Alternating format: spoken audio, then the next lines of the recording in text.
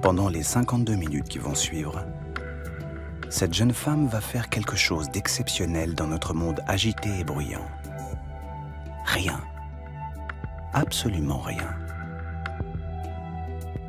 Oui, cette jeune femme commence une séance de méditation. Comme elle, ils sont de plus en plus nombreux dans le monde à fermer les yeux quelques minutes par jour pour mieux dompter le flot de leurs pensées.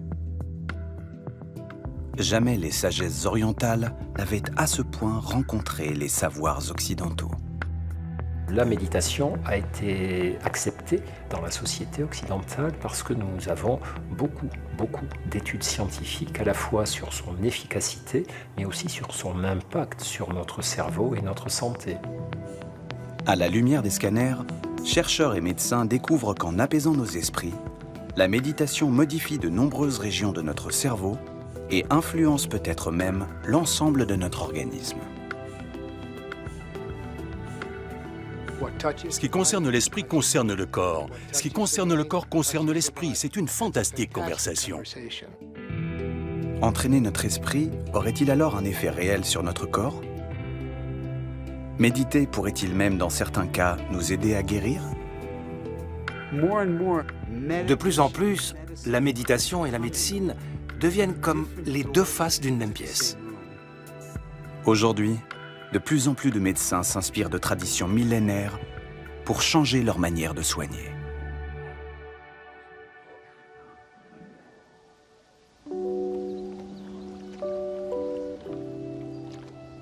En quittant les ashrams de l'Inde, la méditation s'est progressivement détachée de ses origines religieuses. Elle s'adresse désormais à tous, croyants ou athées.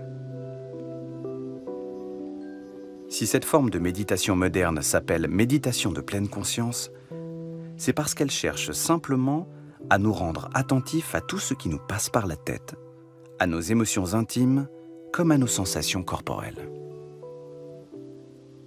Ce que beaucoup de gens ignorent avant de commencer à méditer, c'est que la méditation est une pratique très corporelle. Ce n'est pas juste une cogitation, une réflexion approfondie, une observation de nos pensées.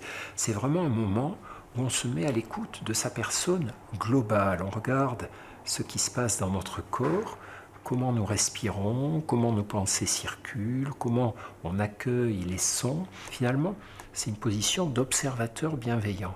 On ne cherche pas à provoquer quoi que ce soit, juste à se rendre présent. Connu pour ses nombreuses publications sur la méditation, le docteur Christophe André est surtout le premier médecin en France à lui avoir ouvert les portes de l'hôpital. Celle de l'hôpital Sainte-Anne précisément. Depuis 2004, ce haut lieu de la santé mentale utilise la méditation pour aider les patients qui souffrent de dépression chronique et de troubles de l'anxiété.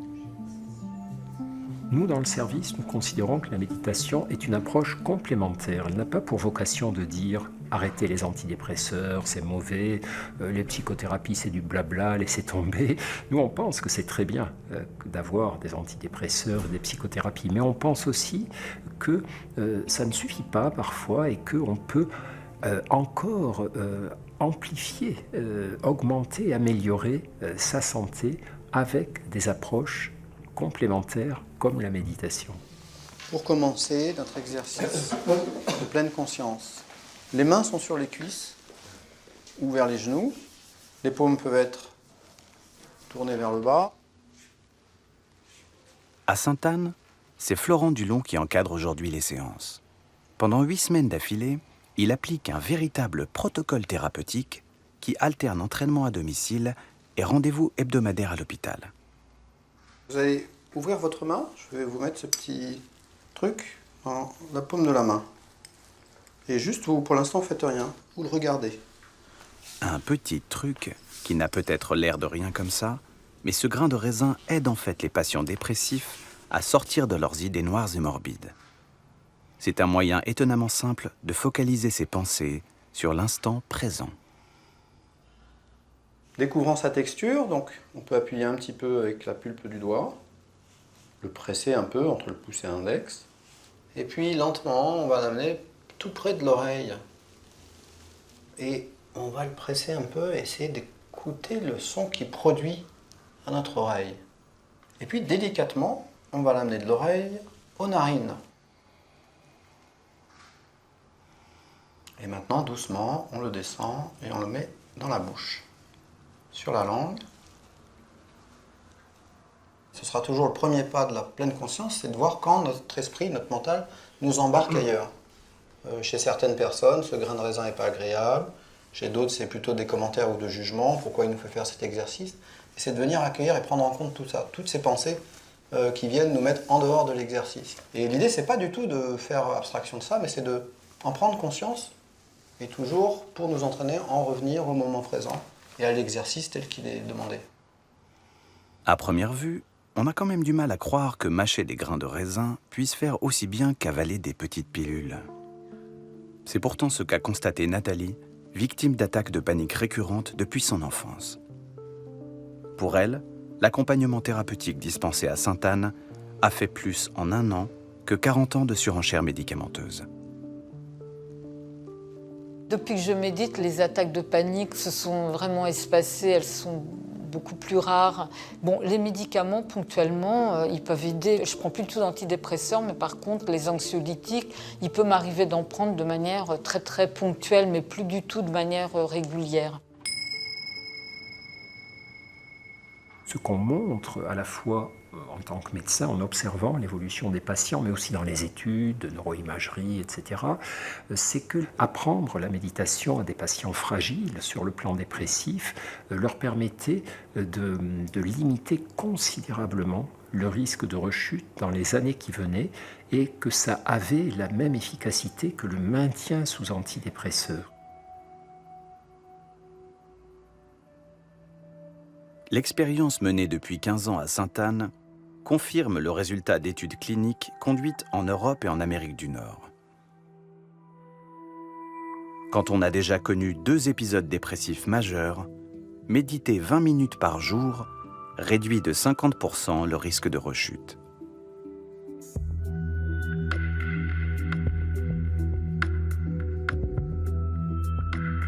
Si vous prenez la méditation pour un simple exercice de relaxation, si vous n'y voyez qu'un effet de mode, détrompez-vous. De plus en plus de médecins reconnaissent aujourd'hui ses vertus antidépressives. Et les chercheurs commencent même à pouvoir les expliquer.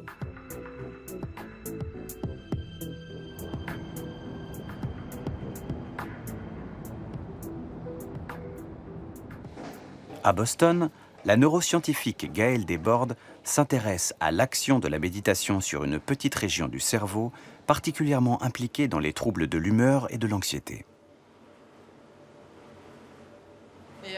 Ah là, je pense qu'on la voit bien. Cette région, constituée de 2 petits lobes symétriques, s'appelle l'amygdale. L'amygdale, c'est une partie du cerveau limbique qui est donc impliquée dans les émotions. Donc l'amygdale est souvent décrite comme le centre de la peur ou de l'anxiété ou de l'angoisse. Les personnes qui souffrent de troubles d'anxiété ou de traumatisme ont eu plus d'expériences qui engagent l'amygdale, donc l'amygdale a grandi. Et l'une de mes hypothèses, c'est que les effets sont réversibles. Méditer permettrait-il alors de réduire l'activité anormale de l'amygdale, voire même d'en modifier la taille? Pour le savoir, Gaëlle Desbordes propose à des patients dépressifs de participer à un stage de 8 semaines de méditation. Elle les fait passer sous scanner au début et à la fin de l'entraînement. Vous allez voir des phrases apparaître sur l'écran et vous allez devoir réagir en fonction de ce qu'elles représentent pour vous.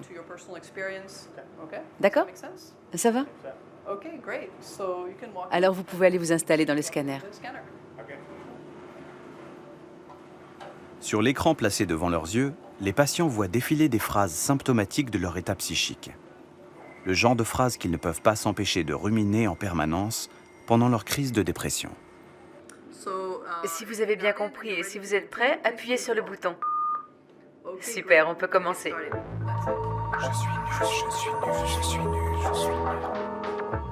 Ils doivent laisser les mots résonner en eux pendant 20 secondes avant d'essayer de s'en libérer totalement. Un exercice a priori tout simple, sauf quand l'amygdale ne fonctionne pas normalement. Au moment où on leur demande de laisser aller, l'amygdale va rester active trop longtemps, ce qui est l'une des caractéristiques du trouble dépressif. Et donc on pense qu'après leur formation de 8 semaines de méditation, les sujets seront capables de désengager l'amygdale et donc renormaliser en fait comment leur cerveau répond aux émotions.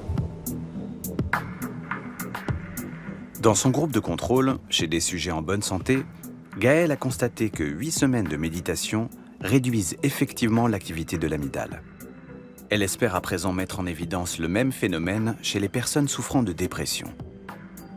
On pourrait ainsi scientifiquement démontrer que la méditation modifie la structure même de notre cerveau, ou du moins de certaines aires cruciales pour notre santé.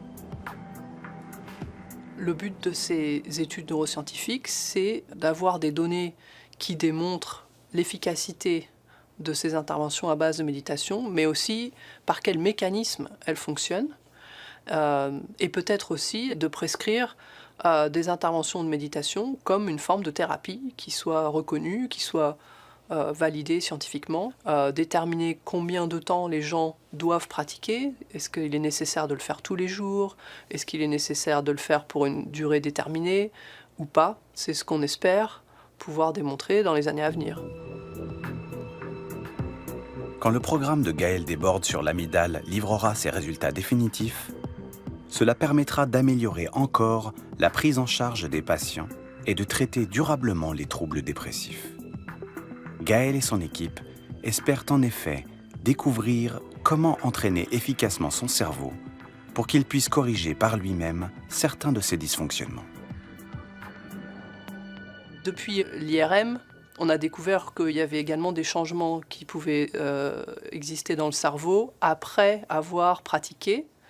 Donc des changements qui ne sont pas uniquement un changement d'état pendant la méditation, mais un changement anatomique ou fonctionnel dans le cerveau qui dure, voire même qui devient la nouvelle norme de fonctionnement.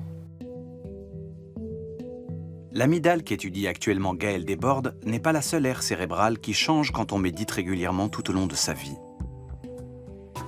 Méditer modifie durablement de nombreuses régions de notre cerveau, au point qu'il est aujourd'hui difficile d'en faire un inventaire exhaustif.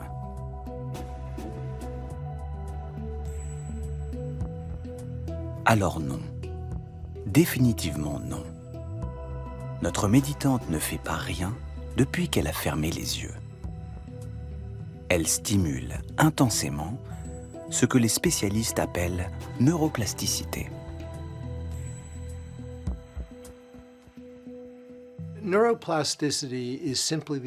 La neuroplasticité, c'est l'idée toute simple que le cerveau se modifie avec l'expérience et avec l'entraînement.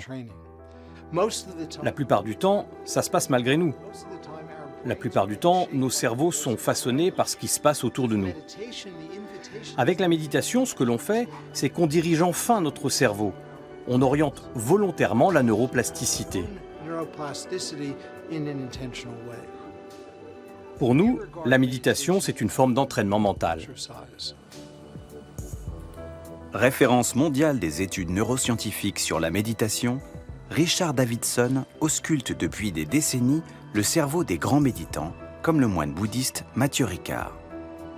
Ses études et celles de ses disciples ont peu à peu révélé que les pouvoirs de l'entraînement cérébral s'étendaient bien au-delà du seul traitement des maladies psychiques. Au début, les scientifiques qui s'intéressaient à la méditation étaient surtout des psychologues et parfois des psychiatres. Mais à mesure que la science a évolué dans ce domaine, on a vu arriver les neuroscientifiques, les immunologues, les cardiologues, les endocrinologues. Ils s'y sont tous intéressés. Depuis le début des années 2000, le nombre de publications scientifiques consacrées à la méditation augmente sans cesse. Aux États-Unis, plus de 250 cliniques et hôpitaux proposent déjà des stages d'initiation à leurs patients. Le plus important d'entre eux est même hébergé au sein de la prestigieuse Université du Massachusetts, en Nouvelle-Angleterre.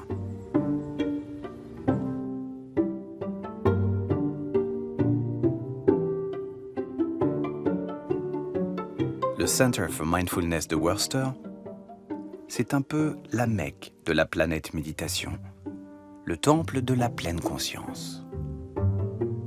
Ici, on marche en pleine conscience, on sourit en pleine conscience,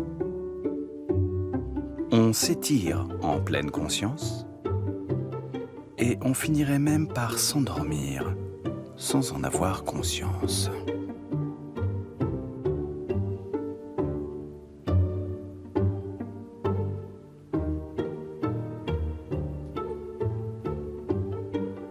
Comme si l'on allait pouvoir soigner toutes les maladies du monde à coups de sonnette magique. De prime abord, les gens disent toujours « Qu'est-ce que la méditation pourrait bien changer à mon état de santé ou à ma maladie ? Est-ce que ça marche ?» Les gens qui viennent ici ont toutes sortes de maladies. Il est assez courant de trouver des gens atteints de cancer à différents stades d'évolution, des gens qui souffrent de douleurs chroniques. Les gens viennent pour des troubles du système digestif, du système cardiovasculaire. Donc on fait vraiment partie de la médecine maintenant. Ce n'est plus de la médecine alternative, ça rentre vraiment dans les mœurs. Aujourd'hui, près de 15 000 personnes passent chaque année par le Center for Mindfulness. En 38 ans d'existence, le centre a acquis une réputation mondiale grâce aux milliers de témoignages enthousiastes des participants. Vous savez, je n'ai pas eu une seule migraine en 7 semaines, ce qui est assez impressionnant parce que d'habitude, j'en ai 2 ou 3 par mois et j'ai l'impression d'être beaucoup moins sévère envers moi-même et mon entourage. J'ai eu pas mal de changements dans ma vie récemment, dont un pontage gastrique qui m'a fait perdre 46 kilos. Je me suis fait remplacer mes 2 hanches et j'ai commencé à perdre confiance en moi. Donc j'ai pensé que la méditation serait une bonne manière de travailler sur mes problèmes. Et ça a marché. Ça marche certainement puisqu'ils le disent tous. Mais pourquoi? S'agit-il simplement d'un effet d'autosuggestion ou y a-t-il quelque chose de plus? Depuis 1979, un homme cherche à comprendre ce qui se passe vraiment derrière ses yeux clos et ses corps immobiles. Cet homme, c'est Jon Kabat-Zinn, le fondateur du Center for Mindfulness. C'est lui qui, le premier, rapprocha les sagesses orientales de la médecine occidentale. Importer le yoga et la méditation chez nous, cette idée a l'air vraiment bizarre comme ça. Et en 1979, elle avait même l'air complètement folle. Comme si j'étais une sorte de hippie en plein trip qui venait profiter du système hospitalier et du système de santé en général. Considéré comme l'inventeur de cette méditation thérapeutique, Jon Kabat-Zinn pouvait à première vue passer pour l'un de ces gourous un peu étranges qui pullulaient dans les années 70. C'est pourtant au sein du très sérieux Institut technologique du Massachusetts, le fameux MIT, que ce chercheur en biologie moléculaire codifia pour la première fois le cycle de 8 semaines qu'on applique aujourd'hui de Boston à Paris. Notre première méditation se fera en mangeant. Je vais vous distribuer des grains de raisin secs et la consigne, c'est de les prendre simplement dans votre main et de les regarder comme si vous n'en aviez jamais vu auparavant. Si cette scène vous dit peut-être quelque chose, si rien ne semble avoir changé depuis 40 ans, c'est que le programme conçu par Jon Kabat-Zinn avait vu juste dès le début. Il s'était attaqué avant les autres à l'un des plus grands fléaux de notre époque actuelle. Une des choses qui m'ont inspiré, c'est le rapport sur la santé publique de 1979 intitulé « Être en bonne santé ». C'était la première fois que les autorités médicales déclaraient que le stress était un facteur majeur de morbidité et de mortalité. En d'autres termes, un facteur de maladie. Et on en sait maintenant suffisamment pour comprendre que ça affecte les enfants d'une manière particulière, que ça touche les adultes d'une autre manière. L'Organisation mondiale de la santé a bien raison de dire que le stress, c'est la grande pandémie du XXIe siècle.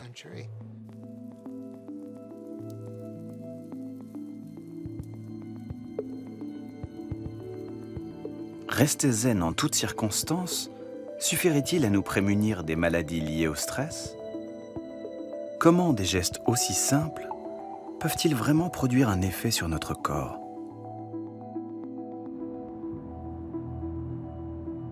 À l'université de Madison, Richard Davidson a démontré que la méditation réduit le stress, mais lutte aussi contre les réactions excessives de notre système immunitaire qui conduisent à des maladies inflammatoires.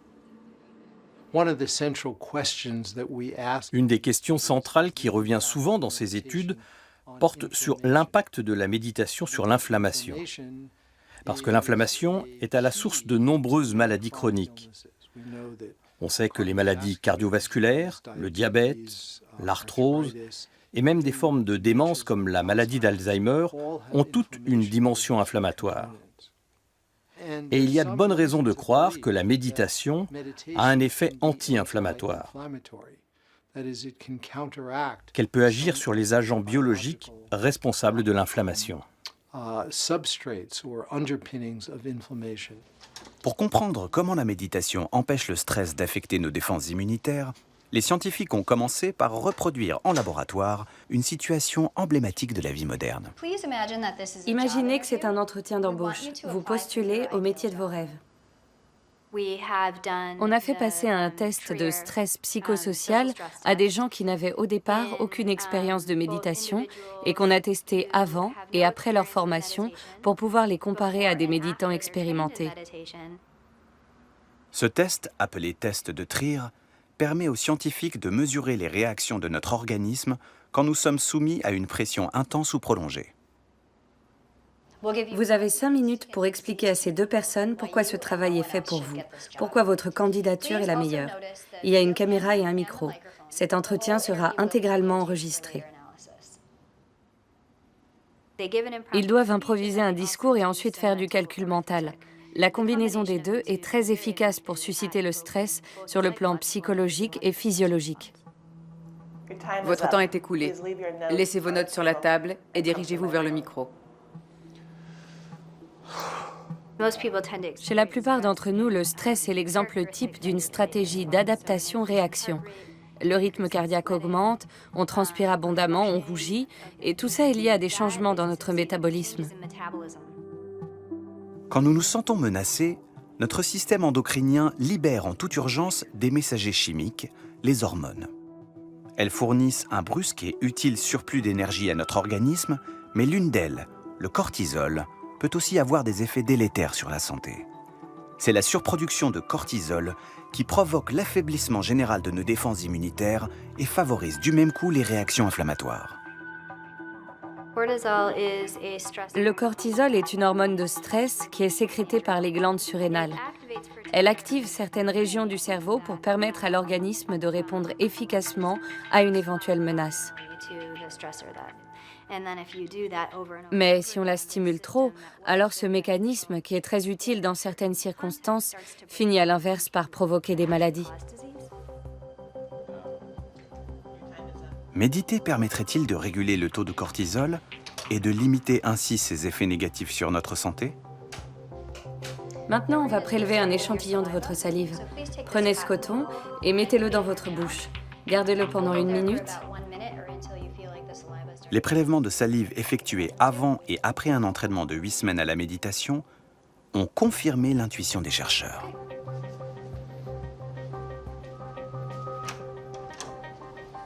Avant d'apprendre à méditer, les sujets produisent beaucoup de cortisol quand ils font l'exercice et l'évacuent difficilement une fois le stress passé.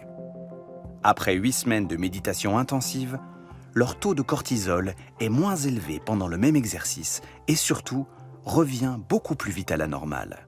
De plus, les scientifiques ont observé une diminution des réactions inflammatoires. Ce qu'on a observé, c'est que, par rapport au début de leur stage de méditation, les sujets qui avaient été entraînés à la pleine conscience avaient une réaction inflammatoire plus faible à une crème qu'on appelle capsaïcine. On l'applique sur la peau et ça provoque une petite inflammation. Cette inflammation est plus faible après l'entraînement que chez les gens qui n'ont jamais médité. Et donc, si vous pouvez contrôler votre perception du stress, vous pouvez aussi moduler votre réponse physiologique au stress. Ah, les étonnants pouvoirs de l'entraînement mental. Ainsi donc, notre méditante ne muscle pas son cerveau en vain, elle lui donne aussi les moyens d'agir sur l'ensemble de son corps, au point de modifier ses équilibres complexes que les scientifiques appellent joliment psycho-neuro-immuno-endocrinologiques, parce qu'ils unissent nos pensées, nos émotions et leurs effets sur la santé. Ce sont les interactions permanentes entre corps et esprit qu'on cherche aujourd'hui à mieux prendre en compte dans le traitement des patients.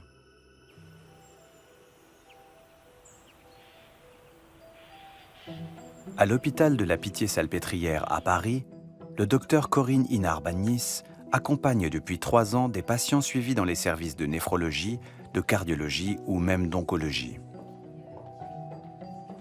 Sans leur promettre de guérison miracle par la méditation, elle les aide à mieux supporter des soins et des traitements souvent très éprouvants.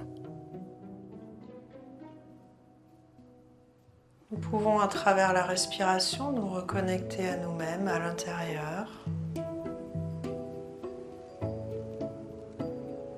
Être présent aux sensations de l'air qui entre et qui sort d'instant en instant. En observant les sensations dans les épaules, dans le haut du dos.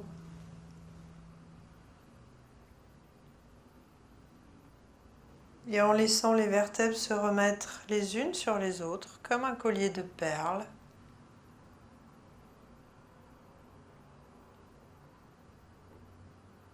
Et puis en se préparant à terminer cet exercice, quand c'est bien pour vous, à reprendre contact avec le groupe.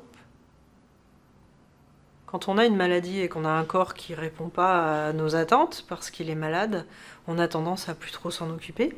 Et on a un certain nombre de témoignages de patients qui disent que leur expérience de la méditation, ça leur a permis de sentir à nouveau certaines parties de leur corps qu'ils n'écoutaient plus, et du coup d'être plus actifs quelque part dans leur traitement, puisqu'ils étaient plus en capacité de dire « tiens, c'est bizarre, j'ai telle ou telle sensation dans le corps, est-ce que c'est un effet secondaire du traitement, est-ce que c'est ma maladie qui évolue ?»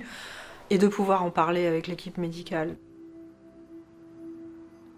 Quand on doit vivre toute sa vie sous surveillance médicale, apprendre à repérer l'évolution des symptômes, s'entraîner à contrôler les réactions de son organisme, savoir anticiper les malaises avant qu'ils ne surviennent, offre bien plus qu'un peu de douceur dans un monde de lutte. C'est même ce qui permet à Joyce de vivre aujourd'hui presque normalement, malgré son insuffisance cardiaque. J'ai un court-circuit électrique au niveau du cœur qui fait que quand mon cœur s'emballe, il ne sait plus s'arrêter. Ça me fait des problèmes circulatoires parce que le sang circule vite et après ça stagne et ça forme des caillots de sang. Et du coup, je peux avoir des phlébites, donc phlébites, suspicion d'embolie pulmonaire et si ce n'est pas traité, un AVC. Moi, au début, je l'ai très mal vécu d'apprendre que j'avais un problème cardiovasculaire à 39 ans. Le choc, c'est dire, voilà, ça freine un peu sa façon de vivre. On voit les choses différemment. Là, depuis la pratique de la méditation, j'ai diminué le nombre de médicaments que je prends. Et j'arrive à mieux gérer, en fait, quand j'ai les phases de tachycardie. Parce que ça peut arriver à n'importe quel moment. Je veux que mon esprit soit plus fort pour m'aider à guérir, je pratique au quotidien. Et j'ai poussé le vice un peu à ne pas faire de méditation de façon volontaire pendant 1 mois, pendant plusieurs mois. Et c'est un peu maso, mais en fait, je me rends compte qu'il y a des incidences au niveau de ma santé. Et du coup, je me dis, ça sert à quoi de s'amuser à ça? Donc du coup, je suis revenue vite fait, bien fait, à refaire ma méditation au quotidien. Hier, les patients se contentaient de suivre passivement leur traitement. Aujourd'hui, ils sont de plus en plus nombreux à souhaiter que quelque chose change au royaume d'Hippocrate. Mais que peut-on vraiment attendre de la méditation quand on a mal dans son corps et pas seulement dans sa tête? Méditer peut-il soulager efficacement la douleur, dont se plaignent les malades à l'hôpital? En Occident, dans la médecine contemporaine, on utilise une énorme quantité de médicaments pour traiter les problèmes de douleur, ce qui augmente la dépendance à ces médicaments partout dans le monde. Et c'est un sérieux problème.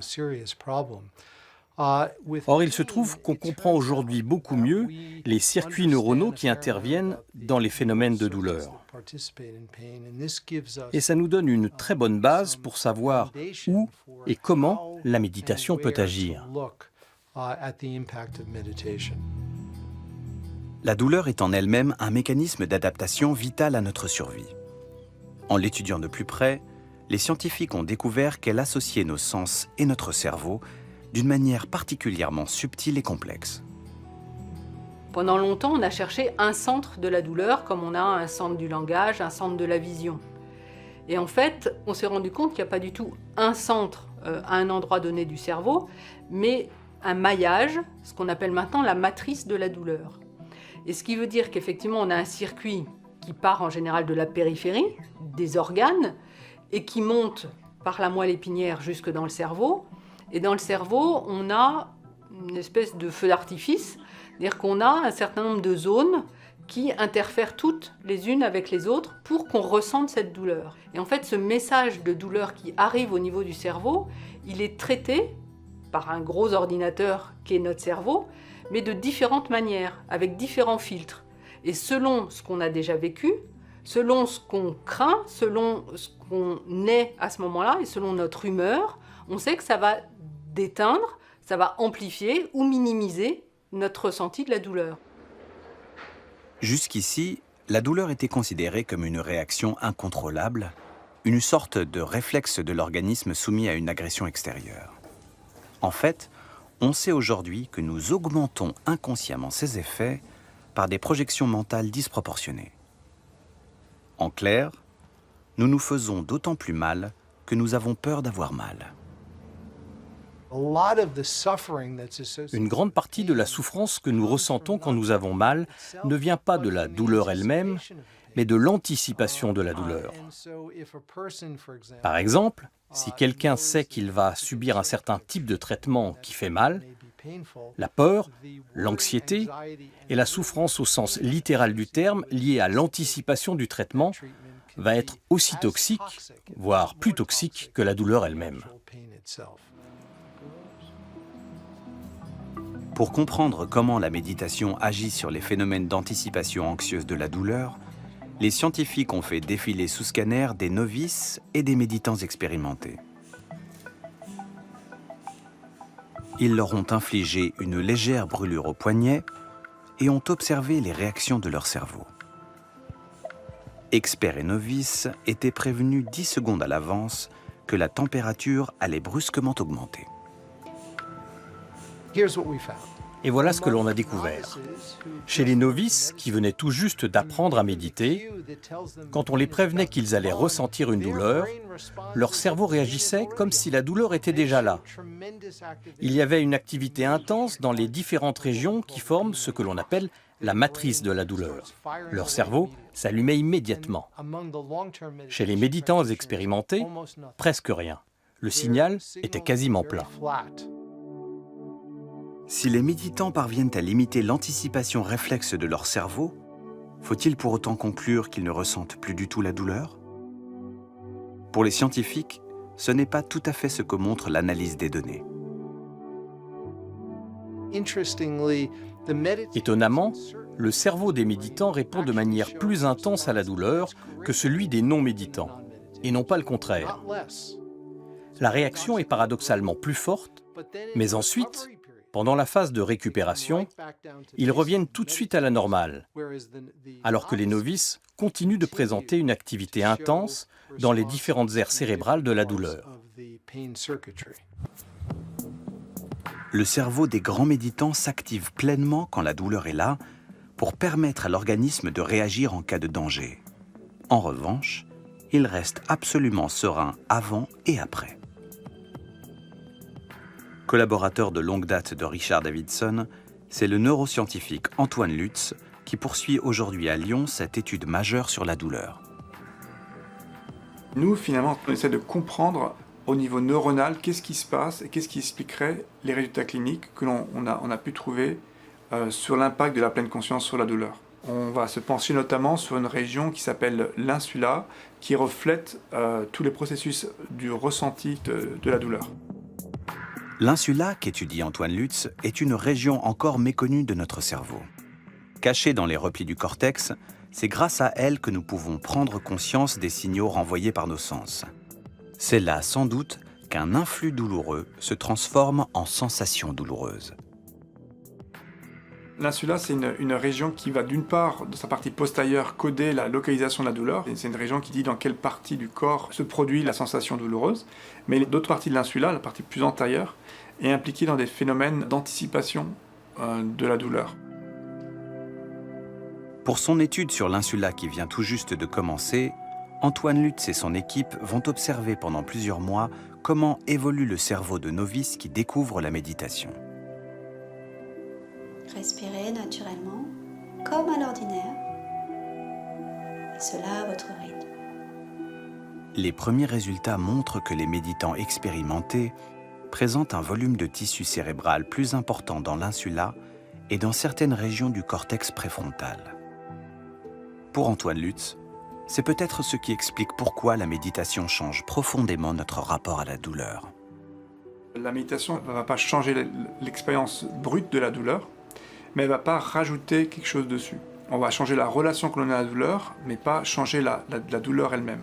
Et cette distanciation avec la sensation douloureuse pourrait expliquer pourquoi, en pleine conscience, une expérience douloureuse semble moins désagréable.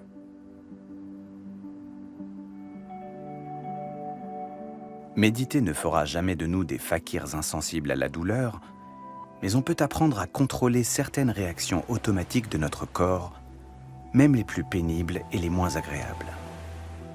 Comme si nous disposions en nous-mêmes de ressources insoupçonnées, précieusement conservées dans les régions calmes et sereines de notre psyché. Comme si la méditation nous ouvrait en fait les portes d'une véritable pharmacie intérieure.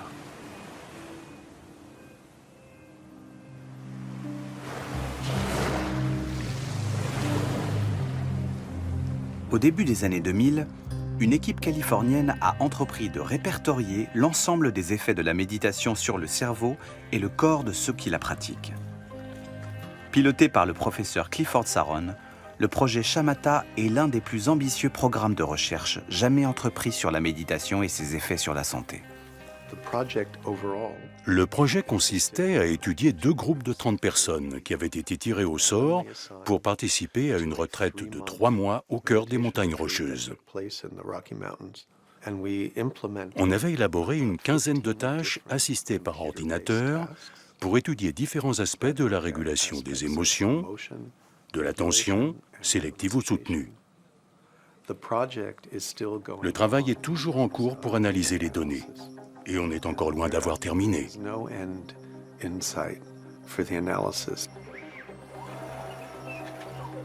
Parmi toutes les disciplines scientifiques impliquées dans le projet Shamatha, l'équipe de Clifford Saron a notamment intégré des généticiens et des spécialistes de biologie moléculaire. C'était la première fois qu'on osait interroger l'effet de la méditation sur le comportement de nos cellules. Avant cela, il n'avait jamais été démontré que les mécanismes du noyau cellulaire étaient susceptibles de réagir au changement d'état d'esprit ou à l'état mental du sujet. À première vue, difficile d'imaginer que méditer puisse avoir un effet sur les brins d'ADN contenus dans chacune de nos 100 000 milliards de cellules. C'est pourtant l'hypothèse avancée par Elissa Epel, chercheuse à l'Université de Californie-San Francisco. C'est elle qui a convaincu Clifford Saron d'observer les chromosomes de ces méditants. Elle s'intéresse en particulier à ces petites gaines de protection situées à chaque extrémité de nos chromosomes et que les spécialistes appellent télomères. On a les chromosomes, 23 paires dans chaque cellule. Et au bout de chaque chromosome, il y a un petit capuchon, comme le petit bout en plastique de votre lacet de chaussure. C'est ce qu'on appelle les télomères. Avec le temps, les télomères raccourcissent de plus en plus. Et quand ils sont trop petits, la cellule ne peut plus se diviser et donc ne peut plus continuer à vivre ni renouveler les tissus. C'est exactement ce qui fait qu'on tombe malade et qu'on finit par mourir.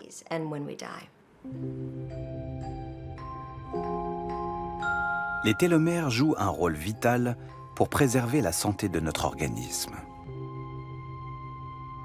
Lorsqu'ils raccourcissent, notre patrimoine génétique s'érode progressivement et c'est ainsi qu'à la longue, nos cheveux se mettent à blanchir, notre peau à se rider et qu'apparaissent les maladies liées à l'âge. Le raccourcissement des télomères est un phénomène absolument normal qui nous arrive à tous avec l'âge. Mais le rythme n'est pas tout à fait le même pour tous. Nos gènes, notre hygiène de vie, notre environnement, tout ça influence le raccourcissement de nos télomères. En réduisant le stress et ses effets toxiques sur l'organisme, la méditation pourrait-elle aussi protéger efficacement nos télomères, voire même les renforcer? C'est exactement ce qu'a cherché à savoir l'équipe du projet Shamatha. Elle a mesuré l'évolution du taux de télomérase, l'enzyme chargée de freiner le raccourcissement des télomères, au début et à la fin des 3 mois de retraite. Ce qu'on a découvert, c'est qu'à la fin des 3 mois, on avait 30% de télomérase en plus. Un tiers de télomérase en plus chez les méditants par rapport au groupe de contrôle. «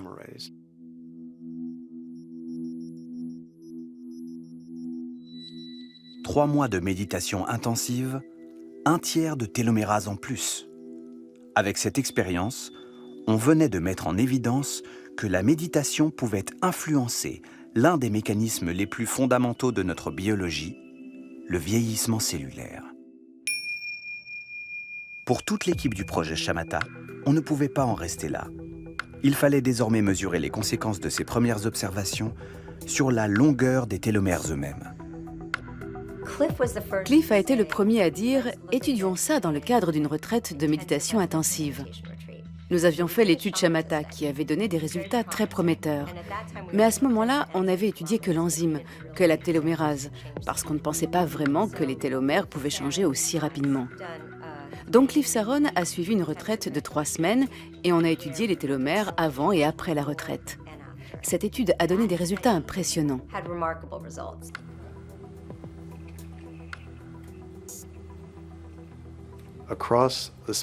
Sur une période de seulement 3 semaines, on a mis en évidence un rallongement significatif des télomères parmi les 26 méditants suivis. Et c'est comme ça que nous avons compris que la longévité physique d'une personne peut être liée à son état psychologique d'une manière absolument mécanique. Ça a été une découverte vraiment stupéfiante. Si elle se confirme dans d'autres études, c'est une très bonne nouvelle.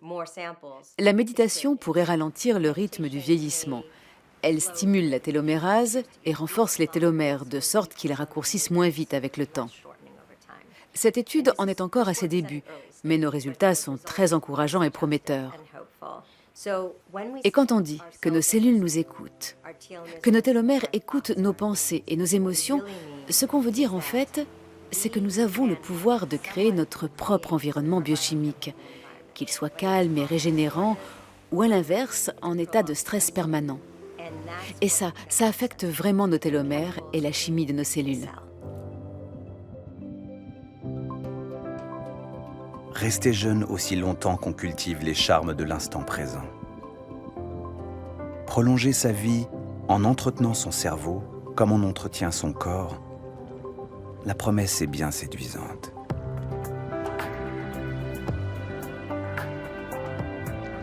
Malheureusement, pour les chercheurs qui poursuivent aujourd'hui ces études, les choses ne sont pas tout à fait aussi simples. Ce serait un peu excessif de conclure que la méditation pourrait nous permettre de rester éternellement jeunes. Mais je crois que la longueur des télomères et l'activité de la télomérase sont des marqueurs biologiques importants pour mesurer la santé de nos cellules et le vieillissement cellulaire. Dans cette perspective, nos résultats, même s'ils n'en sont qu'au stade préliminaire, suggèrent que la méditation a bien un impact positif sur la biologie des télomères. Le vieillissement cellulaire est hélas un phénomène irréversible, mais il semble bel et bien possible de le ralentir, ou du moins d'éviter de l'accélérer. Il y a beaucoup de recherches dans l'industrie pharmaceutique pour arrêter le vieillissement et prolonger la jeunesse. On est encore loin d'avoir trouvé la solution, mais ce dont on peut être sûr, c'est qu'il est possible de vieillir en meilleure santé. On n'est pas obligé d'avoir toutes ces maladies chroniques qui nous font souffrir et qui nous coûtent cher. On peut cantonner ces maladies à la fin de la vie et rester plus longtemps en bonne santé. La découverte des effets de la méditation sur notre patrimoine génétique et la santé de nos cellules est sans doute à ce jour l'une des plus surprenantes et des plus prometteuses. Elle pourrait bien à terme renforcer encore l'intérêt des scientifiques pour ces pratiques issues du fond des âges. Ils sont de plus en plus nombreux désormais à constater leurs bienfaits.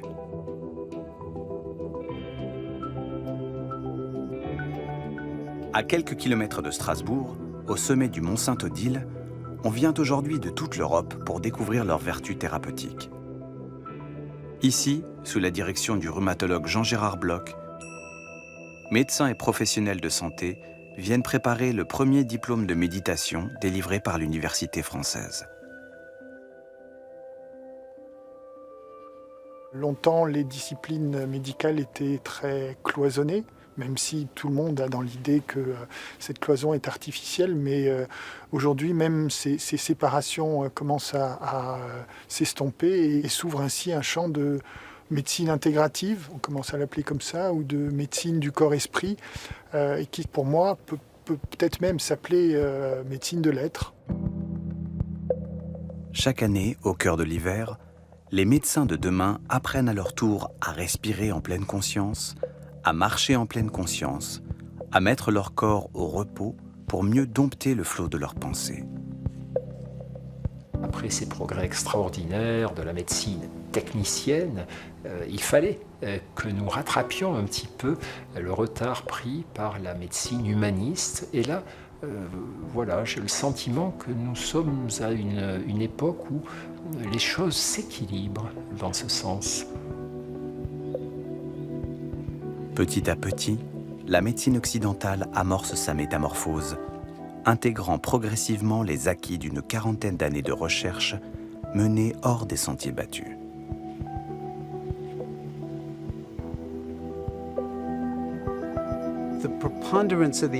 Il y a de plus en plus de preuves qui montrent clairement ce qui se passe quand on arrête un peu de faire quelque chose et qu'on se contente d'être soi-même. Ce qui se passe au niveau de la biologie, au niveau de la respiration, au niveau du cerveau, au niveau du génome ou au niveau des télomères, le bout de nos chromosomes.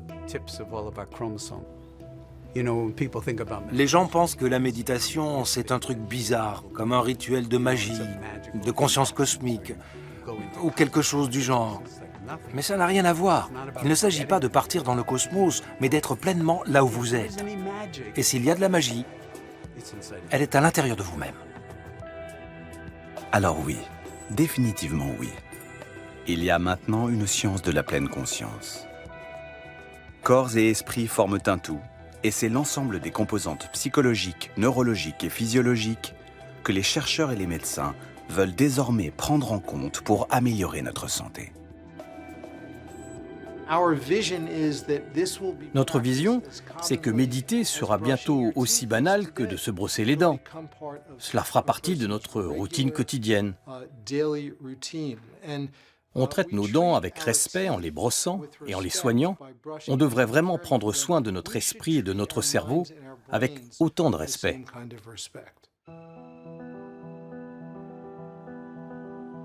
Fermer les yeux pour prendre soin de soi. C'est ce qu'a fait notre méditante pendant presque 1 heure. C'est ce qu'elle fera demain, comme des milliers de personnes dans le monde. C'est ce qu'on peut tous apprendre à faire quelques minutes par jour, doucement, tranquillement, juste en pleine conscience.